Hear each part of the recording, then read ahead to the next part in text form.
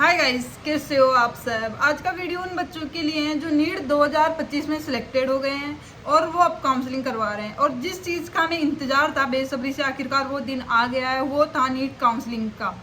NEET counselling का जो schedule है वो अब आ चुका है और आपको करनी इस तरीके से काउंसलिंग। आपके जो मार्क्स थे वो 50% रोल करते हैं आपको कौन सी कॉलेज मिलेगी, एंड 50% रोल करता है कि आपको कौन सी कॉलेज मिलेगी। जितने मार्क्स है उसमें आपको बेस्ट कॉलेज मिल सकती है। यदि मैं आपको जो बताऊंगी आप वो कीजिएगा। तो हाँ, मतलब कई बच्चे हैं जो पेड काउंसलिंग वगैरह करवा रहे हैं, लेकिन जिन बच्चों को पेड काउंसलिंग नहीं करवानी, वो चाहते हैं कि मैं खुद अपनी काउंसलिंग कर लूँ और एक अच्छी कॉलेज भी लूँ, तो गाइस आप बिल्कुल सही जगह आए हो। क्योंकि मैं आपको बताऊंगी कि आपको काउंसलिंग में चॉइस फिलिंग कैसे करनी है और किस डेट को आपको क्या काम करना है, जिससे कि आप बेस्ट मेडिकल कॉलेज में जा सकते हो। तो गाइस रजिस्ट्रेशन वगैरह की डेट है, फर्स्ट राउंड की काउंसलिंग स्टार्ट होगी 21 जुलाई से। 21 जुलाई से ये सीन होता है कि आपको रजिस्ट्रेशन करवाना होगा। रजिस्ट्रेशन फीस आपकी जो जनरल की है वो 2500 है, एंड ओबीसी SC ST की 1200 रुपये के आसपास है। तो गाइस उसमें ये सीन होता है वो नॉन रिफंडेबल होती है। इसका सीन होता है कि यदि आप काउंसलिंग में पार्टिसिपेट कर रहे हो तो आपको रजिस्ट्रेशन तो करना ही होगा। तो इसलिए मतलब रजिस्ट्रेशन और सिक्योरिटी फीस इसलिए जमा की जाती है कि हर कोई बच्चा जिनके लो मार्क्स है वो भी काउंसलिंग में पार्टिसिपेट ना करे।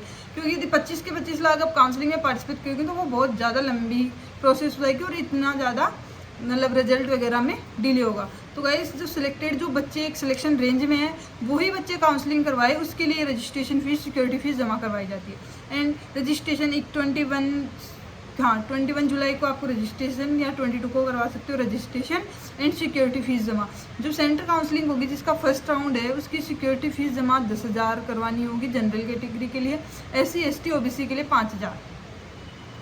सिक्योरिटी फीस रिफंडेबल होती है। तो इस चीज़ का आपको ध्यान रखना है कि जिस अकाउंट से आप सिक्योरिटी फीस कट करवा रहे हो उसी अकाउंट में यदि आपको कॉलेज मिल गई और आपने एडमिशन ले लिया तो आपको इस अकाउंट में वो पैसे वापस आएंगे, 5,000 10,000 जितने भी आपने जमा करवाए हैं, क्योंकि ये ऑटो रिफंड होती है। जिस अकाउंट से आपने पैसे कटवाए हैं उसी में वापस आएंगे। तो इस चीज़ का ध्यान रखना है, या तो आप अपने अकाउंट से पैसे कटवाए सिक्योरिटी फीस के या फिर अपने पेरेंट्स वगैरह से, जो कि मतलब आपको वापस करे अपने घर में रहे मतलब। फिर ये 21 जुलाई से 30 जुलाई तक पूरी प्रोसेस रहेगी जिसमें चॉइस फिलिंग वगैरह सब कुछ होगा। फिर 7 से 8 अगस्त को होगा, 7 से 8 जो वेरीफाई कैंडिडेट होगा। हाँ, फिर 6 अगस्त को आपको फाइनल, जब 30 तारीख का मतलब आपको ये प्रोसेसिंग रहेगी, उसके बाद आपको 7 दिन का टाइम मिलेगा। जब 30 तारीख को रिजल्ट वगैरह आ जाएगा उसके बाद आपको 6 तारीख तक आपको उस कॉलेज में जाके एडमिशन लेना ही होगा। यदि आपको फर्स्ट राउंड में सीट मिल जाती है तो 6 तारीख को आपको एडमिशन लेना होगा। उसके बाद 6, 7 और 8 तारीख को होगा वेरिफिकेशन ऑफ ज्वाइन कैंडिडेट। जिन बच्चों ने ज्वाइन कर ली कॉलेज अब वो काउंसलिंग में पार्टिसिपेट नहीं कर सकते, उनका वेरिफिकेशन होगा। किन बच्चों को नहीं मिली उस चीज़ का प्रॉपर वेरिफिकेशन होगा, प्रॉपर मतलब नेट पे ही अपलोड किया जाएगा कि मतलब कौन से बच्चों ने कॉलेज ले ली है, कौन सी कॉलेज में कितनी सीट अब रिमेनिंग है, हर चीज़ का डाटा आजकल सब ऑनलाइन होता है। फिर अब कई बच्चे बोलते थे कि दीदी पहले सेंटर की फर्स्ट राउंड होगा, स्टेट का होगा। अब मैं बता देती हूँ, देखो सेंटर का जो राउंड था वो 8 तारीख तक कंप्लीट हो गया। उसके बाद अपना स्टार्ट होगा स्टेट का, जो स्टार्ट होगा 30 जुलाई से तो 6 अगस्त तक। जो स्टेट काउंसलिंग जो फर्स्ट राउंड है वो थोड़ा और ले पता है। उसके बाद कोई भी मतलब 30 तारीख तक उसका रिजल्ट आ गया, इस दर काउंसलिंग स्टार्ट हो गई, स्टेट की रजिस्ट्रेशन वगैरह सिक्योरिटी फीस जमा होने का सिस्टम हो गया।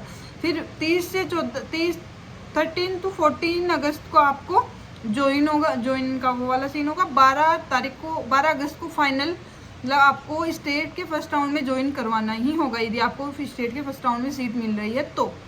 एंड वेरिफिकेशन होगा 13 to 14। फिर उसके बाद सेकेंड राउंड स्टार्ट स्टेट का कंप्लीट हो गया कितनी तारीख को, एक तरीके से 14 तारीख को। 14 तारीख को स्टेट का फर्स्ट राउंड मतलब स्टेट का फर्स्ट राउंड हो गया, सेंटर का फर्स्ट राउंड हो गया था कंप्लीट 8 तारीख को। फिर अब होगा सेंटर का सेकेंड राउंड स्टार्ट। वो स्टार्ट होगा कितनी तारीख को, वो 12 तारीख को स्टार्ट होगा और 20 तारीख तक चलेगा। और आपको लास्ट 29 अगस्त को आपको सेकेंड राउंड में यदि आपको सीट मिल रही है तो आपको एडमिशन लेना ही होगा। यदि आपने नहीं ली, आप नहीं पार्टिसिपेट करना चाहते तो उसका एक अलग केस बनेगा कि आपने नहीं ली तो आपको फिर कैसे आगे फर्दर राउंड में पार्टिसिपेट करना है। फिर 30 तारीख को 30 अगस्त 2025 टू 1 सितंबर 2025 तक आपको वो सीन होगा कि वो वेरिफिकेशन वगैरह का कि किन किन बच्चों ने सीट ले ली, कौन सी कॉलेज में कितनी सीट अब रिमेनिंग है।